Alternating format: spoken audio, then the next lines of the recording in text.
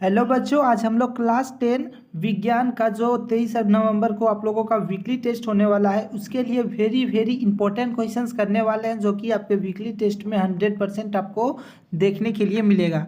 तो चलिए हम लोग फटाफट क्वेश्चन नंबर 1 से स्टार्ट करते हैं। उससे पहले जो भी बच्चे चैनल पे पहली बार आए हैं आप लोग चैनल को सब्सक्राइब करके वीडियो को लाइक कर दीजिए और वीडियो को आप अपने मित्रों में, दोस्तों में सभी को शेयर कर दीजिए बच्चों, ताकि आपके दोस्त भी वीकली टेस्ट का अच्छा से तैयारी कर सके।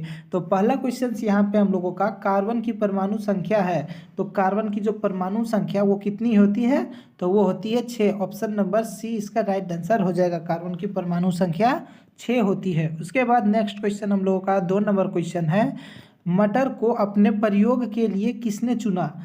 मटर का जो पेड़ होता है, पौधा होता है, उसे अपने प्रयोग में किस साइंटिस्ट ने चुना था? तो मेंडल ने। ऑप्शन नंबर ए इसका राइट आंसर हो जाएगा। उसके बाद नेक्स्ट क्वेश्चन हम लोगों का 3 नंबर क्वेश्चन है, कार्बन के सबसे बाहरी कक्षा में इलेक्ट्रॉन होती है। तो कार्बन की सबसे जो बाहरी कक्षा होती है ना, उसमें 4 इलेक्ट्रॉन होते हैं। Option number D right answer हो जाएगा। ये सब क्वेश्चन जो हम आपको करा रहे हैं बच्चों, ये सब आपके बोर्ड एग्जाम 2025 के लिए भी बहुत ही ज़्यादा इंपॉर्टेंट है, क्योंकि ये सब क्वेश्चंस पूछे जाएंगे आपके बोर्ड एग्जाम 2025 में।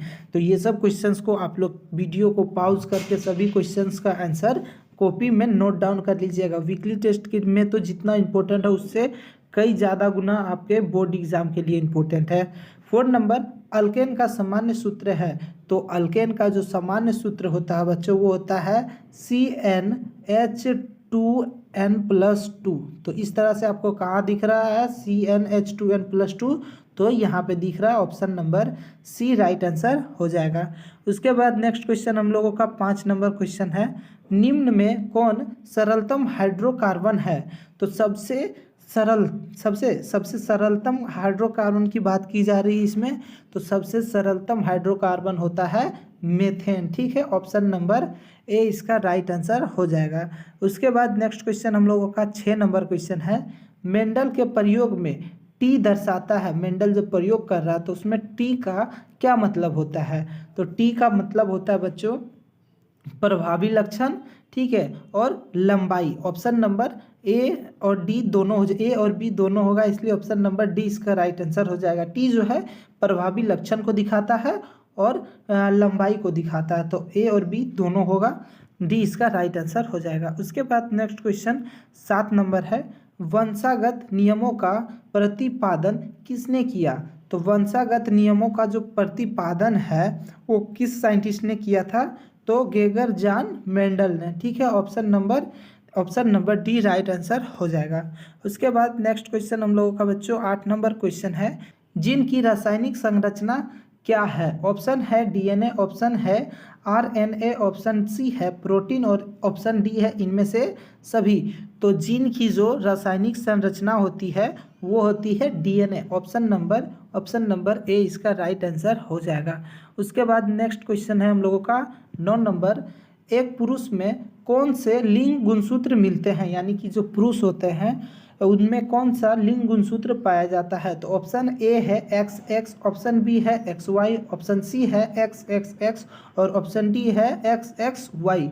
तो पुरुषों में XY गुणसूत्र पाए जाते हैं। ठीक है, पुरुषों में XY लिंग गुणसूत्र पाए जाते हैं। ऑप्शन नंबर बी इसका राइट आंसर हो जाएगा। और महिलाओं की जब बात की जाएगी तो महिलाओं में XX गुणसूत्र पाए जाते हैं। ठीक है, XX और पुरुषों में XY। ठीक है, आप लोग अच्छा से याद कर लीजिए, बहुत ही ज़्यादा इंपॉर्टेंट क्वेश्चन है ये। उसके बाद 10 नंबर क्वेश्चन, चक्रीय असंतृप्त कार्बन यौगिक है। तो चक्रीय असंतृप्त कार्बन यौगिक किसे कहा जाता है बच्चों? तो वो बेंजीन को कहा जाता है। ऑप्शन नंबर ए इसका राइट आंसर हो जाएगा। ऑब्जेक्टिव क्वेश्चंस हो गए। अब हम लोग सब्जेक्टिव क्वेश्चंस करते हैं जो कि बहुत ही ज़्यादा इंपॉर्टेंट है। देखिए, कार्बन आयनिक यौगिक का निर्माण क्यों नहीं करता है? कार्बन जो है वो आयनिक यौगिक का निर्माण क्यों नहीं करता है? 2 कारण बताएं। तो कार्बन परमाणु के बीच प्रबल आकर्षण बल नहीं होता। ठीक है, कार्बन परमाणुओं के बीच जो है वो आकर्षण बल नहीं होता है। ये यौगिक विद्युत के कुचालक होते हैं, इसलिए ये जो है वो कार्बन आयनिक यौगिक का निर्माण नहीं कर पाते हैं। उसके बाद नेक्स्ट क्वेश्चन हम लोगों का 2 नंबर क्वेश्चन है, प्रभावी लक्षण से आप क्या समझते हैं? तो संकरण के पश्चात प्रथम पीढ़ी में जो लक्षण दिखाई देते हैं उससे प्रभावित लक्षण होते हैं। यानी कि मान लीजिए एक व्यक्ति है, एक बच्चा, ठीक है, तो उसके पिता में या फिर दादाजी में जो लक्षण होते हैं, ठीक है, प्रथम पीढ़ी में, वो लक्षण इसमें कुछ ना कुछ दिखाई देगा।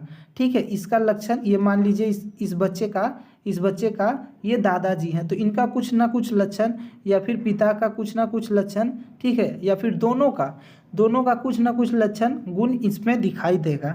ठीक है, उसके बाद 13 नंबर क्वेश्चन है, असंतृप्त हाइड्रोकार्बन किसे कहते हैं? तो वैसे हाइड्रोकार्बन जिसमें कार्बन परमाणु की संयोजकता आपस में द्विअवंधक अथवा त्रिअवंधक, ठीक है, द्विअवंधक अथवा त्रिअवंधक के द्वारा जुटी रहती है, उसे असंतृप्त हाइड्रोकार्बन कहते हैं। जैसे एग्जाम्पल में C2H4, ठीक है, C2H4, C2H2, ठीक है, ये दोनों एग्जाम्पल के जरिए में हम लोग लिख देंगे तो हमें फुल नंबर मिलेगा। ठीक है, उसके बाद अब हम लोग 14 नंबर क्वेश्चन करते हैं। मेंडल ने अपने प्रयोग के लिए मटर के पौधों का चयन क्यों किया?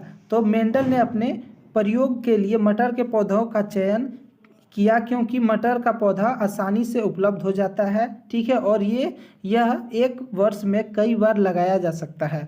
मटर का पौधा एक साल में 2-3 बार लगाया जा सकता है, और ये जो है आसानी से उपलब्ध भी हो जाता है। इसीलिए इसके पुष्प, यानी पुष्प का मतलब फूल, आकार में बड़े और अधिक परागण क्षमतावान हैं। इसमें परागण को आसानी से किया जा सकता है। मटर के पौधे आसानी से बड़े हो जाते हैं, ठीक है, आसानी से बढ़ भी जाते हैं, बड़े भी हो जाते हैं, और इसका अध्ययन करना भी अत्यधिक सरल है। इसीलिए मेंडल ने अपने प्रयोग में मटर का पौधा का चयन किया, यानी कि चुना। उसके बाद 15 नंबर क्वेश्चन है, जीनों की किन्हीं 3 विशेषताओं का उल्लेख करें। तो जीन की विशेषताएं, ये आनुवांशिक पदार्थ की इकाई है जिसमें द्विगुणन की क्षमता होती है। ठीक है, उसके बाद दूसरा पॉइंट है, ये पुनर्योजन की इकाई है और ये क्रॉसिंग ओवर क्रिया में भाग लेती है। ठीक है, क्रॉसिंग ओवर क्रिया जो होता है उसमें ये भाग लेती है। उसके बाद तीसरा पॉइंट है, जीन उत्परिवर्तित होकर विभिन्न उत्पन्न करती है, विभिन्नताओं का जो है वो उत्पन्न करती है।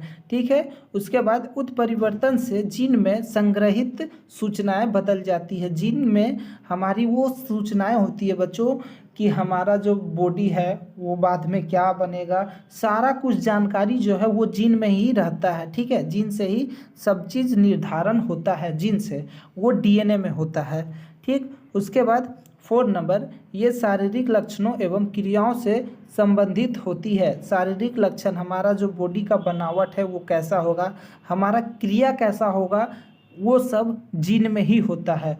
और वैसे लक्षण अथवा वैसी क्रियाएं जो प्रकट करने में सहायक है, सारा चीज़ जीन में ही होता है, जो कि DNA में होता है। सब चीज़ वो पहले ही निर्धारण हो जाता है। साबुन की सफाई प्रक्रिया की क्रिया विधि समझाएं। साबुन के अणु ऐसे होते हैं जिनके 2 सिर होते हैं। साबुन के अणु के 2 सिर होते हैं, विभिन्न गुणधर्म होते हैं। जल में विलय एक सिर को जलरागी कहते हैं तथा हाइड्रोकार्बन में विलय दूसरी सिर को जल विरागी कहते हैं। ठीक है, उसके बाद जब साबुन जल की सतह पर होती है तब इसके अणु अपने को इस प्रकार व्यवस्थित कर लेती है कि इसका आयनिक सिर, यानी सिर वाला जो सिर होता है, ठीक है, वो भाग जल के अंदर होता है, जबकि नीचे यानी कि हाइड्रोकार्बन यानी पूंछ, यानी दूसरा सिर जो है, पूंछ वाला सिर जल के बाहर होता है। ठीक है, सिर जो होता है ऊपर वाला,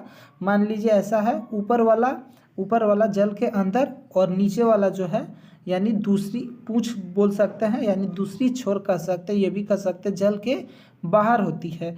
जल के अंदर इन अणुओं की एक विशेष व्यवस्था होती है। जल के जब अंदर जाता है तो अणुओं का एक विशेष व्यवस्था होती है जिसे इसका हाइड्रोकार्बनशील जल के बाहर बनता है।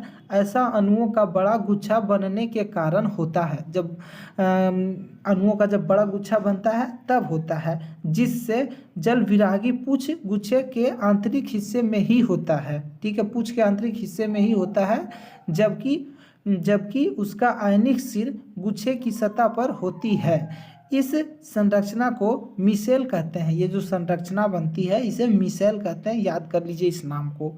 ठीक है, मिसेल के रूप में साबुन स्वच्छ करने में सक्षम होता है, क्योंकि तेलीय मैल मिसेल के केंद्र में एकत्र हो जाता है, यानी जमा हो जाता है।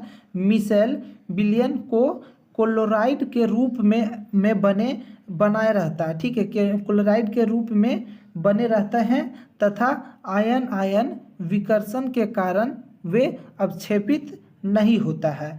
ठीक है, तो साबुन का जो ये क्रिया विधि है इसी तरह से हमें लिख देना है। और ये 16 क्वेश्चंस आपके लिए बहुत ही ज़्यादा इंपॉर्टेंट है, आपके बोर्ड एग्जाम के लिए भी और वीकली टेस्ट के लिए भी। तो हम आपके लिए इसी तरह का वीडियो लाते रहेंगे।